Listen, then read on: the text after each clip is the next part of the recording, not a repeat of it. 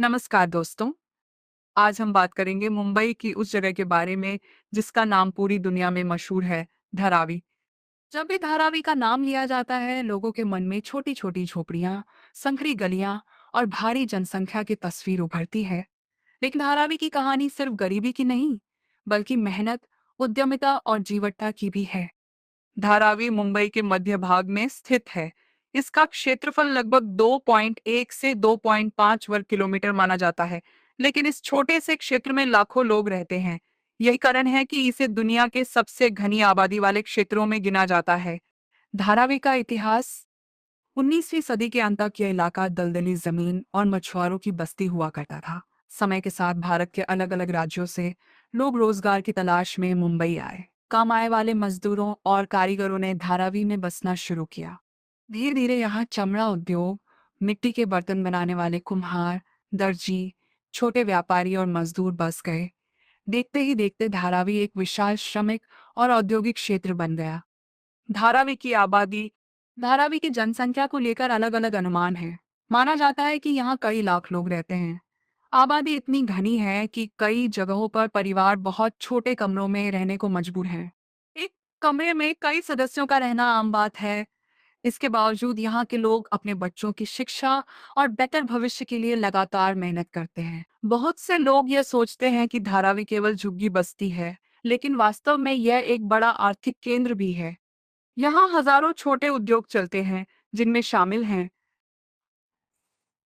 Plastic recycling, चमड़े के सामान बनाना, कपड़ा उद्योग, मिट्टी के बर्तन, बेकरी और खाद्य पदार्थ निर्माण। हुआ, कुर्सी हुआ, ये पाइप हुआ, यानी सब कुछ हुआ, केबल हुआ, जो भी है सब इसी से बनता है।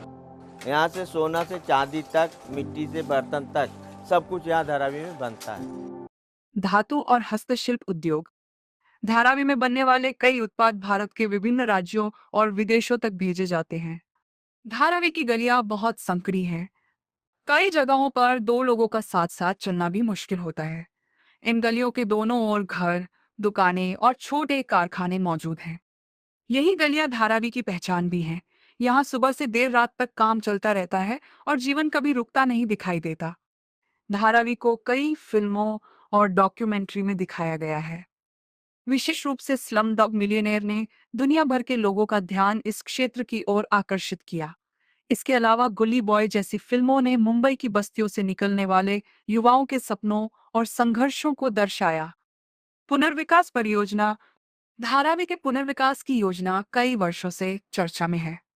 इसका उद्देश्य बेहतर घर, चौड़ी सड़कें, स्वच्छता सुविधाएं, अस्पताल और आधुनिक बुनियादी ढांचा उपलब्ध कराना है। हालांकि इस परियोजना को लेकर कई सवाल भी उठते हैं, जैसे वर्तमान निवासियों का पुनर्वास कैसे होगा। चाहिए होए मगर कायदे से हो कि सबको यहाँ पे मिले, यहाँ पे रहने के लिए, कारोबार करने के लिए जगह मिले, यहाँ के लोगों को यही जगह मिले।